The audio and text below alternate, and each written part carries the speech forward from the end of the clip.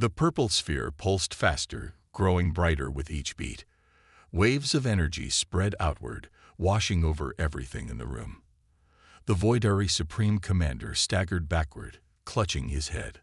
"What is happening?" he hissed. His guards dropped their weapons, falling to their knees. Olivia helped Alex to his feet. "It's working.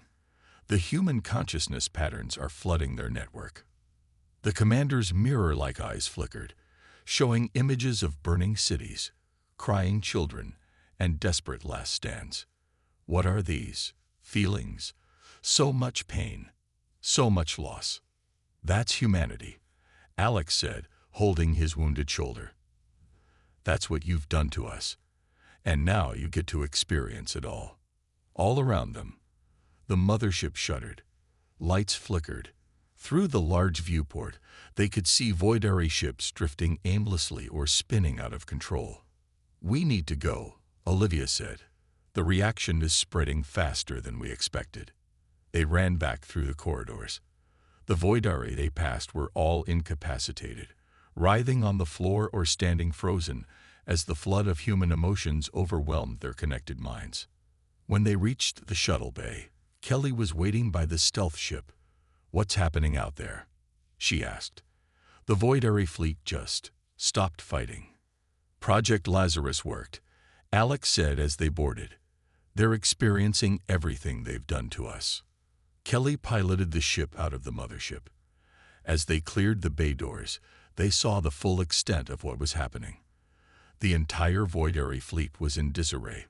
Ships crashed into each other. Some were firing weapons randomly. Others simply drifted, all coordination lost. "This is Admiral Porter to all Earth forces," Alex broadcast. "Hold your fire. I repeat, hold your fire. Project Lazarus is active." They watched as the chaos spread through the Voidary fleet. The mothership itself began to break apart, its systems failing as the alien crew lost the ability to function.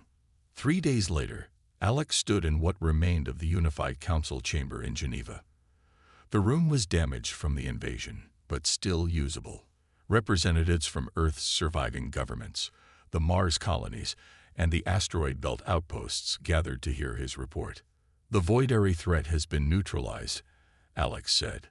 "Their ships have either been destroyed or abandoned. Their ground forces have surrendered or died. The atmospheric processors have been shut down." "What exactly happened to them?" President Garcia asked. He looked older now, humbled by his earlier mistake of trusting the aliens. "Their greatest strength became their weakness," Alex explained. "Their connected consciousness was overwhelmed by human emotions, grief, love, determination, hope. They couldn't process it. Their minds shut down." "Will they come back?" someone asked. "Are there more of them out there?" "We believe so," Alex said. "But we've received transmissions from other alien civilizations who are also oppressed by the Voidary. They tell us the entire Voidary Empire is collapsing. What happened here has spread through their network across the galaxy." The room was silent as everyone absorbed this news. "Admiral Porter," President Garcia said, "the people of Earth owe you and your team a debt we can never repay." Alex shook his head. "The credit belongs to everyone who fought back, to the fleet that sacrificed themselves, to Admiral Richardson and the other leaders who gave their lives, to scientists like Alan and Olivia who found their weakness." 6 months later, a new space station orbited Earth. Representatives from a dozen alien civilizations had come to establish diplomatic relations with humanity, not as conquerors, but as equals. Some had been fighting the Voidary for centuries without success. Alex and Olivia watched from the station's observation deck as ships from these new allies arrived. "They're afraid of us, you know," Olivia said. "They saw what we did to the Voidary." "Good," Alex replied. "Fear can lead to respect, and respect can lead to peace." Below them, Earth was healing. Cities were being rebuilt. Forests were being replanted. The scars of the invasion would remain for generations, but humanity had survived. "We're broadcasting a message to all corners of the galaxy," Olivia said. What does it say? Alex smiled. It says that humans value peace, that we welcome friendship and cooperation, that we want to join the galactic community as partners. And if others come looking for a fight, Olivia asked. Then they'll learn what the Voidary learned, Alex said, looking out at the stars. You'll regret going to war with us. The prototype stealth cruiser was unlike anything Alex had ever seen. Black metal that seemed to absorb light. Engines that made almost no sound. Technology designed specifically to evade Voidary detection. This ship was being built in secret even before the invasion, Kelly said as she took the pilot's seat. Donna kept it hidden. Alex, Kelly, Olivia, and 4 soldiers made up the mission team. Alan stayed behind to coordinate from the base. Each person carried Olivia's special weapons and wore the suits that masked their life signs. Admiral Richardson is launching the final assault, one soldier reported. All remaining Earth ships are engaging. On the view screens, they watched as the tattered remains of humanity's fleet charged toward the Voidary Armada. It was a desperate move, almost certainly a suicide mission, but it was creating the distraction they needed. There's our opening, Kelly said, pointing to a gap in the Voidary formation. Hang on. The stealth ship accelerated, its advanced engines pushing them hard against their seats. They shot through the battle, weaving between explosions and debris. Several Voidary ships fired in their direction, but their shots went wide, unable to lock onto the stealth technology. We're through, Kelly announced, approaching the mothership. The Voidary mothership was enormous, nearly the size of a small moon. It hung in high Earth orbit, directing the battle below. Its surface was covered with weapons, communication arrays, and strange glowing nodes. There, Olivia pointed. That's their shuttle bay. The internal scans show the quantum hub is 3 levels above it. Kelly guided the ship toward the bay, slipping past the outer defenses. The ship's computers had been programmed with Voidary codes obtained from previous raids. The bay doors opened, believing they were receiving one of their own vessels. We're in, Kelly said, but they'll figure it out soon. They landed among Voidary shuttles. As they prepared to disembark, Alex turned to Kelly. You stay with the ship. Keep it ready for a quick exit. But Kelly started to protest. That's an order. Someone needs to get this data back if we fail. Alex, Olivia, and the soldiers left the ship, moving quickly through the mothership's corridors. They encountered few Voidary. Most were focused on the battle. Those they did meet were quickly taken down with Olivia's special weapons. 2 more levels, Olivia whispered, checking a small scanner. We're close. Suddenly, alarms blared throughout the ship. Lights flashed from blue to red. They've detected us, Alex said. Move faster. They ran through the corridors, exchanging fire with Voidary security teams. One soldier fell, then another. By the time they reached the entrance to the quantum hub, only Alex, Olivia, and 1 soldier remained. Cover us, Alex told the soldier. We need time to plant the device. The quantum hub was a massive chamber filled with glowing equipment. At its center floated a sphere of purple light, pure element V in its most refined form. That's it, Olivia said. The central node. Place the device there. As Alex moved toward the sphere, a door on the far side of the room opened. A tall Voidary entered, flanked by guards. Unlike the others, this one wore ornate armor with glowing symbols. The Supreme Commander, Olivia whispered. Humans, the commander said in a cold voice. How predictable. Did you really think we wouldn't notice your primitive stealth technology? The guards raised their weapons. The soldier covering the door was shot down. Alex and Olivia were alone. Your species is finished, the commander continued. Your fleet is destroyed. Your resistance bases have been located. Even now, our atmosphere processors are making your world uninhabitable for humans. Alex slowly reached for the device in his pocket. You fight so hard, the commander said, almost curious. Why resist the inevitable? hundreds of species before you accepted their fate. Because we're human, Alex said, and humans don't surrender. The commander laughed, a strange, hollow sound. Your emotions make you weak.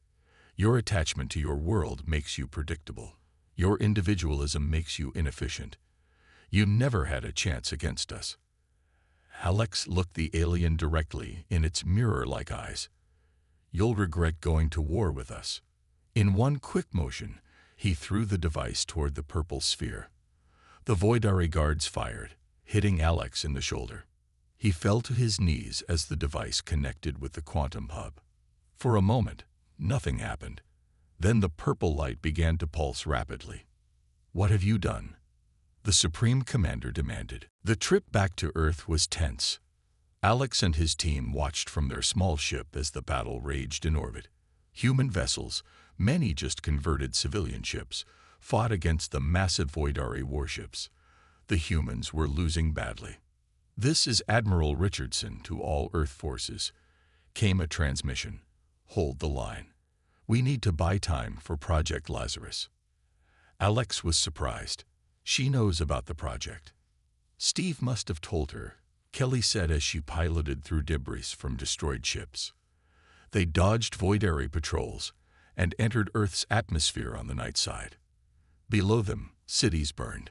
The air had a strange greenish tint, the beginning of the Voidari poisoning process. When they reached the underwater base, Alan was waiting with excitement in his eyes. "You got it. You actually got the element V." Alex handed him the container of glowing purple crystals. "Now what?" "Now we finish the device," Alan said. "With this, we can access their quantum network, but we still need a way to get the device to their mothership." "Why the mothership?" Kelly asked. "It houses their central quantum hub. If we can upload our program there, it will spread to every Voidari ship and base in the solar system." Alex thought for a moment. "What program are we uploading exactly?" Alan and Olivia exchanged looks. "It's not exactly a virus," Olivia explained. "It's more like a consciousness transfer." "What does that mean?" Alex asked. "I discovered something when studying Voidari brain patterns," Olivia said. "Their telepathic abilities make them vulnerable to external consciousness patterns. Their minds are designed to connect with each other. We're going to use that against them." Alan continued, "We've been recording the brain patterns of humans who've lost family members to the Voidari. All that grief, rage, and determination. The quantum device will translate those patterns into the Voidari network. You're going to make them feel what we feel," Alex said slowly. "Exactly," Olivia nodded. "They've never experienced human emotions before. The shock could disable their entire fleet." A loud explosion shook the base. Alarms blared. "They found us," someone shouted. "How long until the device is ready?" Alex asked. "With the element V, just a few hours," Alan said. "We don't have hours. Get it done as fast as you can." Alex turned to his team. "We need to buy time." The base's defenses activated as Voidari ships descended toward the ocean surface. Special torpedoes designed by Olivia to target Voidari weak points shot from underwater launchers. Several alien ships exploded, but more kept coming. "Sir," a communications officer called to Alex. "Admiral Richardson is on the line." Alex took the call. Donna's face appeared on the screen, her command center filled with smoke. "Porter, our fleet is down to 30% strength," she said. "We can't hold them much longer." "We just need a little more time," Alex replied. "The project is almost ready." "I'm sending coordinates for their mothership," Donna said. "It's hanging back, coordinating the attack. If your plan has any chance of working, that's where you need to go." "How do we get there?" "We don't have any ships fast enough to break through their lines." Donna smiled sadly. "I'm going to give you one. The prototype stealth cruiser. It's at these coordinates. I'll create a gap in their defenses. You'll have one chance to get through." "What about you?" Alex asked. "Someone has to lead the distraction," she said. "Good luck, Porter." Don't waste this chance. The transmission ended. Alex stood silent for a moment. Admiral, Kelly asked. Prep a team, Alex ordered. Best pilots and soldiers we have left. We're going to the Voidari mothership. As they prepared to leave, Alan rushed in with a small device glowing with purple light. It's ready, he said. This contains thousands of human consciousness patterns. Get it to their quantum hub and activate it.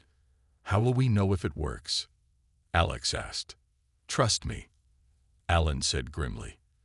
They'll know what it feels like to go to war with humanity. The underwater base in the Marianas Trench was humanity's best-kept secret. Built years before the invasion as a deep-sea research station, it now housed Project Lazarus. The pressure at this depth and the salt water interfered with Voidari sensors, keeping them hidden. Alex stood beside Alan in the main lab, watching scientists work on a strange device that glowed with blue-green light. We reverse-engineered this from damaged Voidari tech, Alan explained. It can tap into their quantum network, but we're missing a key component. Alan pointed to a diagram on a screen. This crystal is at the heart of their communication systems. We call it Element V. It can maintain quantum states that should be impossible. The largest deposit is at their lunar mining facility. Which is why we're going there, Alex said. The mission launches tomorrow. He left the lab and found Olivia in the medical section. She handed him a small case. These injections will protect you from Voidari detection systems, she said. They mask human biosignatures for about 6 hours. After that, you'll show up on their scanners. 6 hours to get in, grab the Element V, and get out, Alex said. Tight timeline. There's something else you should know, Olivia said quietly. I've been studying their psychology. The Voidari don't understand human emotions. They think our attachment to Earth is a weakness. They don't realize it's what drives us to fight. How does that help us? They underestimate us. They think we're primitive and predictable. That gives us an advantage. The next morning, Alex boarded the stealth ship with his team. Kelly as pilot, 4 soldiers, and an engineer named Paul who would identify the right material. The ship was small, designed to evade detection rather than fight. All resistance cells are ready. Steve's voice came through the comm. Operation Distraction begins in 30 minutes. As the stealth ship left Earth's atmosphere, Alex watched the planet below. Large dark patches marked where forests had been burned. Vast mining pits scared the surface. Voidari ships patrolled the skies. This has to work, he whispered. They approached the moon from its dark side, keeping it between them and the Voidari communication satellites. As they neared the lunar surface, they saw the mining facility, a sprawling complex with domes and drilling equipment. Multiple ships detected leaving Earth orbit, Kelly reported. Looks like Steve's distraction is working. They're responding to the attacks. Take us in, Alex ordered. The ship landed in a crater 1 mile from the facility. The team put on spacesuits designed to mask their heat signatures. Alex checked his weapon, a special rifle developed by Olivia that fired bullets containing sound wave emitters tuned to disrupt Voidari telepathy. Remember, we have 6 hours before the injections wear off. Alex reminded them. Move fast, stay together. They left the ship and crossed the lunar surface in low bounding steps. When they reached the facility perimeter, Paul used a device to temporarily disable the security field. They slipped inside. The interior was cold and dimly lit with that strange blue-green light all Voidari technology emitted. They moved through corridors, avoiding patrols. Paul led them to a processing center where raw materials from the mines were refined. There, Paul whispered, pointing to crystal containers holding glowing purple material. That's Element V. As they collected the material, an alarm suddenly blared. Red lights flashed. We've been detected, Kelly said. Not us, Alex replied, checking his scanner. Look. The screen showed a massive battle erupting in Earth orbit. The human fleet had engaged the Voidary ships. That wasn't part of the plan, Alex said. They weren't supposed to reveal our main fleet yet. A voice came through their comms. It was Admiral Richardson. To all human forces, the Voidary have begun the atmospheric poisoning process. We had no choice but to engage. May God help us all. Alex felt cold dread. We need to move. Now. As they rushed back toward their ship, carrying the precious element V, they saw dozens of Voidary vessels leaving the lunar base, heading toward Earth. They're committing everything to the fight, Kelly said, or to finishing what they started. Alex replied grimly, "We have the material. Let's get back to base and finish Project Lazarus.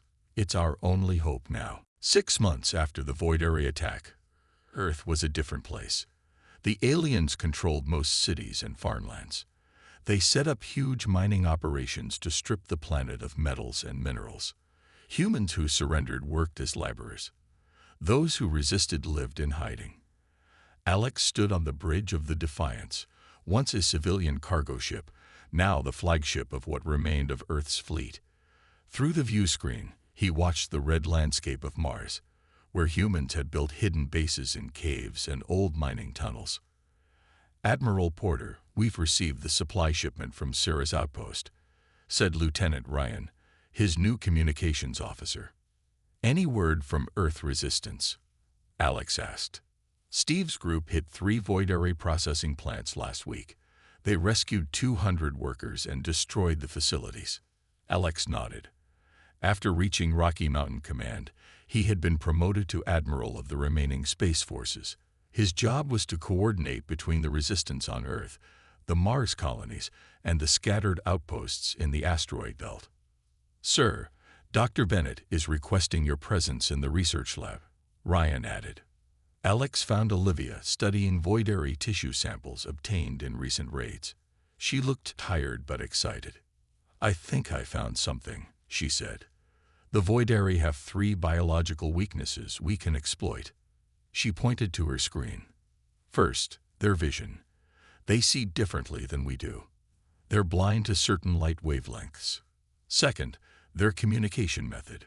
When they're in close groups, they use a form of telepathy that makes them vulnerable to sonic disruption. Third, their immune system can't handle certain Earth bacteria that are harmless to us." "Can we use this?" Alex asked. "I'm working with the science team on weapons based on these weaknesses, but we need more time and resources." Alarm blared. They rushed back to the bridge. "Voidary patrol ships detected near Phobos," Ryan reported. "They're scanning the moon's surface. They're getting closer to finding us," Alex said. "We need to move up our timeline." Later that day, Alex held a secure video meeting with resistance leaders from across the solar system. Steve joined from his hidden base in the Appalachian Mountains. Dr. Allen connected from the underwater facility in the Marianas Trench. Representatives from the Mars colonies and asteroid belt outposts also attended. "The Voidary are adapting to our guerrilla tactics," Steve reported. "They've developed new sensors that can detect human life signs through concrete and steel. We lost 3 bases last week." "The situation on Earth is getting worse," said Maria, a resistance leader from Brazil. "They've started processing humans for biological experiments, and they're poisoning areas they've finished mining. We can't keep fighting like this," Alex said. "We need a plan to hit them where it hurts." Allen cleared his throat. "I might have something. We've been studying the quantum communication device we captured. We call it Project Lazarus." "What does it do?" Alex asked. "The Voidary ships are all connected through quantum entanglement. This creates a network that allows instant communication across any distance. But it's also a weakness. If we can access their network, we could potentially attack all their systems at once." "What do you need?" Alex asked. "There's a special material they use in their communication devices. We can't make it, but there's a large supply at their moon base. If we could get it." Alex considered this. A raid on the moon base would be nearly impossible. Their defenses are too strong. "Not if they're distracted," Steve said. My teams could hit multiple targets on Earth simultaneously. Draw their attention. It would still be a suicide mission, Alex said. Do we have a choice? Olivia asked quietly. Yesterday we intercepted a voidary transmission. They're planning to make Earth's atmosphere unbreathable in 3 months. It's their final solution for the resistance problem. The room fell silent. How many ships do we have ready? Alex finally asked. 17 combat-capable vessels, plus about 30 retrofitted civilian ships, Ryan answered. And how many people can we spare for a high-risk mission? Not many, Steve said. Everyone's stretched thin. Alex stood up. I'll lead the moon mission myself. I need volunteers who understand we might not come back. I'm in, Olivia said immediately. Me too, Alan added. One by one, others joined, not because they believed they would succeed, but because they had run out of alternatives. Alex woke to the sound of sirens. The room shook. Dust fell from the ceiling of their mountain hideout. They're here, Steve said, rushing into the room with a rifle in his hands. It started. They ran to the command center where Alan and Olivia were already monitoring global communications. The screen showed chaos. Massive voidary ships hung in the skies over major cities. Strange blue beams shot down from them, turning buildings to dust. New York, London, Beijing, Moscow. They're hitting everything at once, Olivia said, her voice shaking. What about our defense systems? Alex asked. Alan shook his head. Most were disabled before they even fired. The voidary used the access we gave them to shut down our networks. On the screens, Earth's few remaining fighters launched to engage the alien ships. They were destroyed seconds after takeoff. Military bases around the world reported direct hits. This is Admiral Richardson broadcasting on all emergency channels, came a voice over the radio. All Earth forces engage the enemy with everything you have. This is not a drill.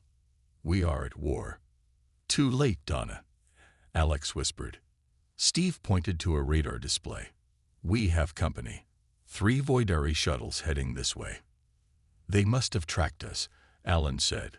We need to move. Now. They grabbed what equipment they could and ran to their underground garage. Kelly had prepared an old military transport with special shielding. As they loaded their gear, the mountain above them took a direct hit. The ceiling began to crack. Go, go, go, Steve shouted, firing at shapes moving in the dust.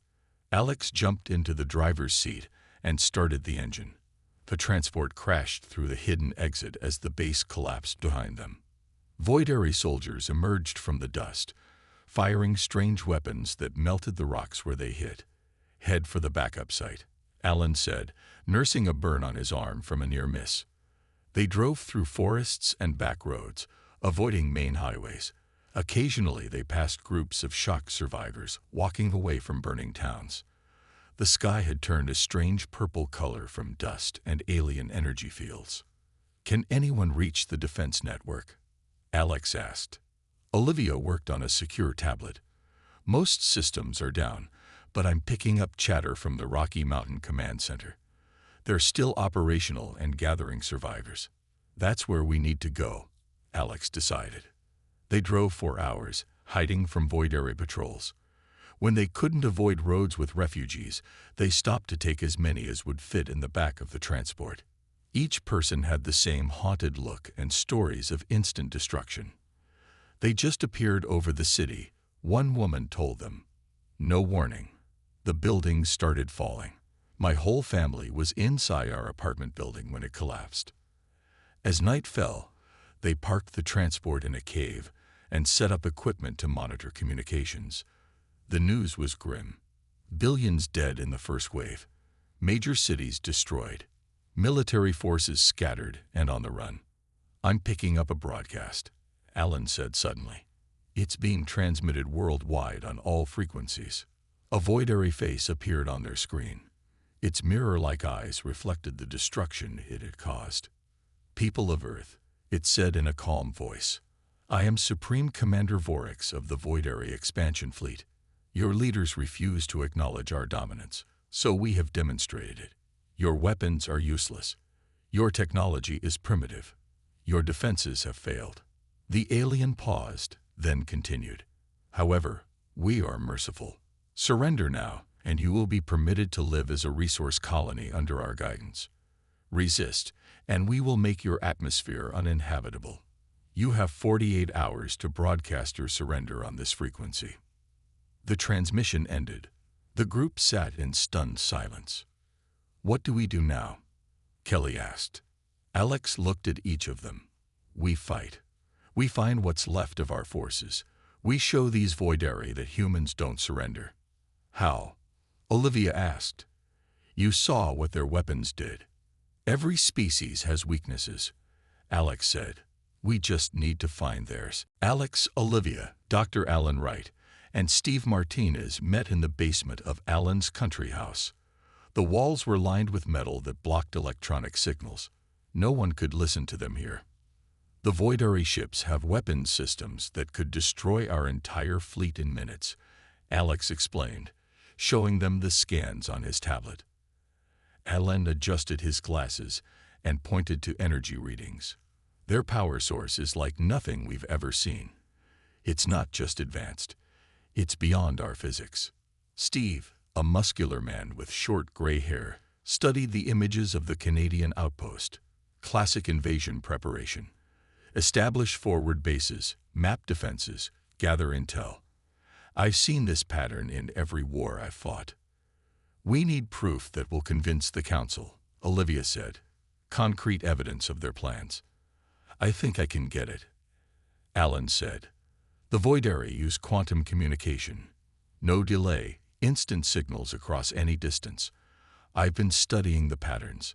With the right equipment, we might intercept their transmissions." They worked for weeks in secret. Alan built a device that could detect the quantum signals. Olivia developed an algorithm to translate the alien language. Steve established a network of trusted contacts to monitor Voidari movements. Alex risked his career by redirecting military satellites to watch the alien outposts. One night, Alan's machine started beeping. Strange symbols filled his screen. "We're getting something," he said excitedly. Olivia typed rapidly on her keyboard. "It's a communication between their mothership and what seems to be their home world." They waited as her program processed the alien language. When the translation appeared, the room fell silent. "Preliminary assessment complete. Planet designation, Earth suitable for resource extraction.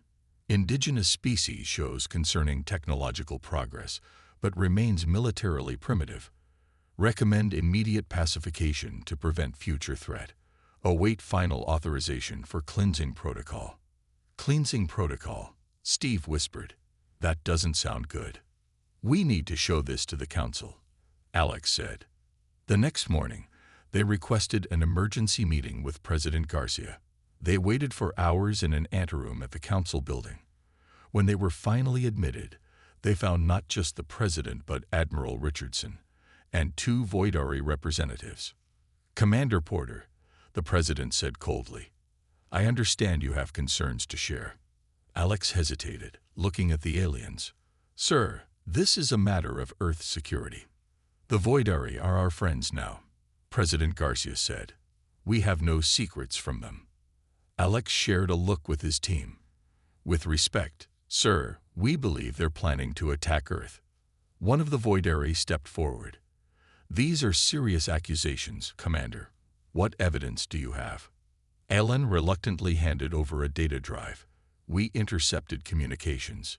Your people are planning what you call a cleansing protocol." The Voidari examined the drive, then smiled. "A misunderstanding. This refers to our standard quarantine procedures. We must ensure no harmful biological elements are exchanged between our civilizations." "That's not what our translation suggests," Olivia said. Admiral Richardson frowned.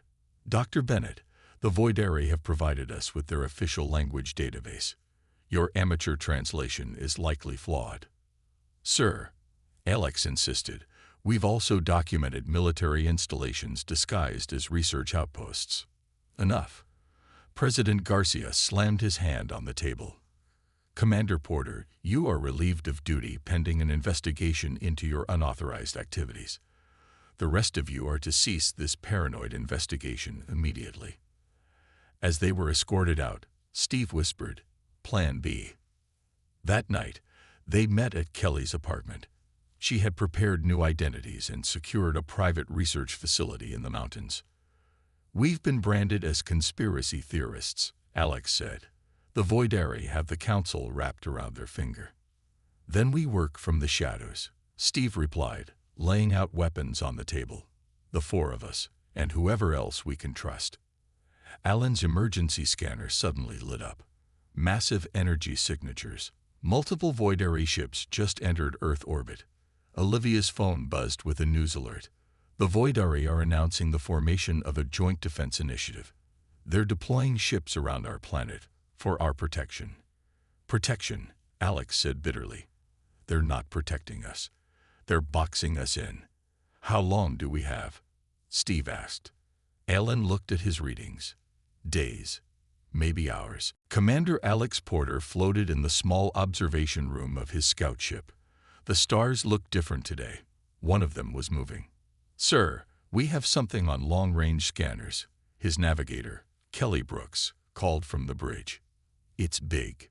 Really big. Alex pushed himself away from the viewport and glided back to the command chair. The scanner showed an object larger than anything humans had ever built, materializing at the edge of the solar system. Send a message to Earth Command. Now, Alex ordered. Within hours, the strange vessel had made its intentions clear. The aliens called themselves the Voidari, and they wanted to talk. Their ship dwarfed Earth's largest space station. It gleamed with a blue-green light that seemed to bend around its edges.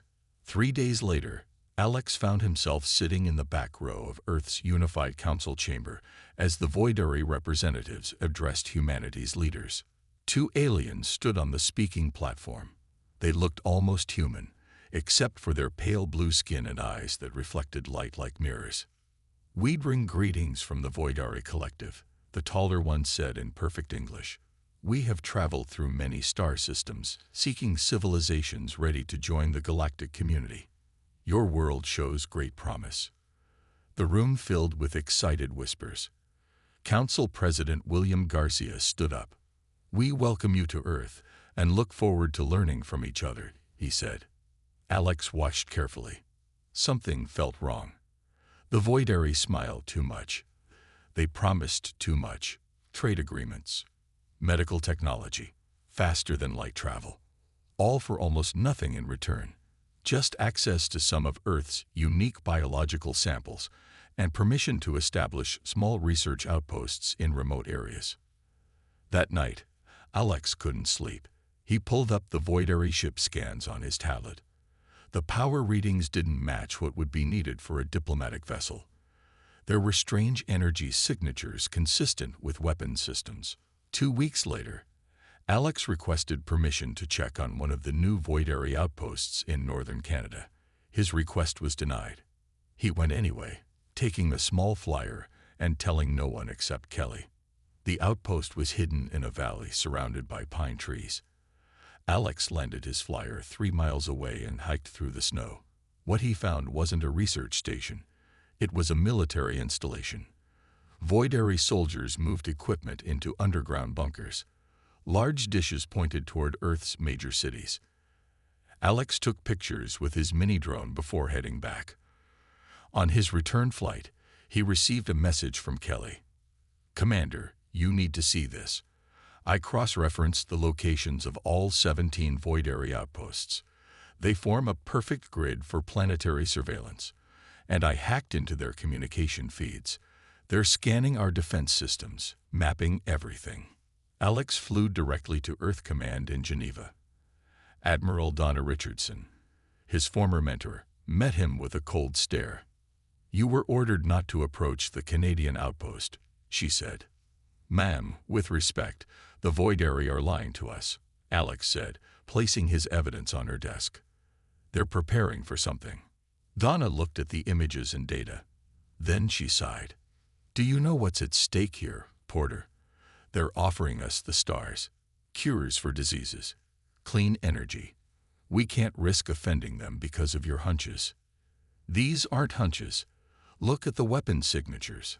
What you're calling weapons could be research equipment we don't understand, she replied. The president has already signed preliminary agreements. The Voidari will help us, and in return, we give them access to study our planet. It's done. Alex left the office knowing he wouldn't get support from official channels. That evening, he met Dr. Olivia Bennett at a small cafe in Geneva. The xenolinguist had been studying the Voidari language patterns. Their words say friendship, Olivia told him quietly. But their speech patterns indicate deception. There are subtle contradictions they don't realize they're making. I need your help, Alex said. And we need more people we can trust. Olivia nodded. I know a quantum physicist who's been questioning their technology claims, and there's a former Special Forces soldier who's been watching their movements. We should meet them. As they left the cafe, neither noticed the small drone hovering nearby.